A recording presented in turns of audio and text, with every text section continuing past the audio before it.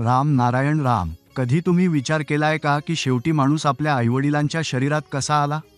नैसर्गिक प्रक्रियेमुळे. आईवडिलांनी निसर्गातून मिळालेली फळं खाल्ली, सूर्यप्रकाश घेतला, हवेतून श्वास घेतला, ह्या सगळ्यांचं एकत्र मिश्रण म्हणजे आपण संपूर्णपणे ब्रह्मांडातून बनलेलो आहोत. आपल्या आत असलेल्या त्या शक्तीला जागवण्यासाठी माणसाने बनवलेल्या धर्मांची काही गरज नाही. धर्म म्हणजे स्वतःची स्वतःशी ओळख. जेव्हा रामनारायण राम यांचा जप केल्यावर सगळं काही मिळतं ने, तेव्हा दुसऱ्या धर्माची गरजच काय? ज्या दिवशी माणूस समजून घेईल की तो काय आहे, त्या दिवशी त्याला कुठल्याच दुसऱ्या धर्माची गरज भासणार नाही. तो स्वतःला थेट ब्रह्मांडाशी जोडू शकेल.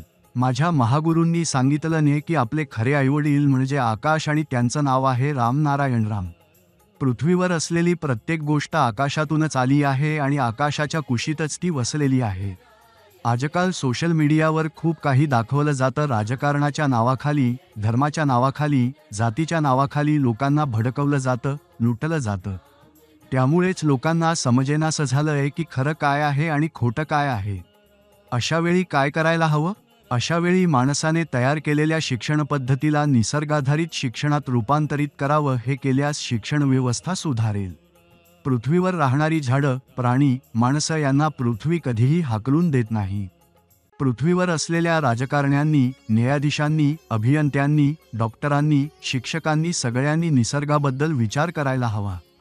हे फक्त महागुरू बालक ब्रह्मचारीच का विचार करावा?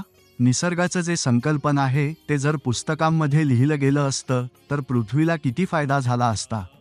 पृथ्वीवर खूप बुद्धिमान लोक आहेत, पण त्यांना केवळ पृथ्वीच्या मूळ तत्वांना समजून घेण्याची गरज आहे. वैज्ञानिक चंद्रावर जात आहेत, ग्रहांवर जात आहेत, पण त्यांना आधी हे समजलं पाहिजे की तिथं गेल्यानं फारसं काही होणार नाही. आधी तुम्ही पृथ्वीला चांगलं बनवायला हवं. पृथ्वीवर सुमारे 800 कोटी लोक आहेत, त्यांना आधी याविषयी विचार करायला हवा. कोणताही प्राणी, झाडं, पाणी, हवा, सूर्य हे काहीही चुकीचं करत नाहीत. सर्व चुकीची कामं माणूसच करतो. पृथ्वीवरील चुका एक एक करून सुधाराव्या लागतील. राम नारायण राम म्हणजे काय हे प्रत्येकाने समजून घ्यायला हवं.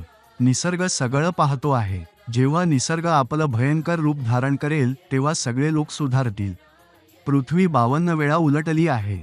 आता पुन्हा उलटली तर ही 53वी वेळ ठरेल. म्हणूनच माणसांनी स्वतःला सुधारायला हवं. जर एखादा माणूस डॉक्टर आहे आणि तो डॉक्टर म्हणून लोकांना फसवतो, तर त्याने हे समजून घ्यायला हवं की तो संपूर्ण समाजाच्या पाठिंब्यामुळे डॉक्टर झालाय. समाजाने दिलेल्या करामधूनच तुम्ही चांगल्या कॉलेजमध्ये शिकता.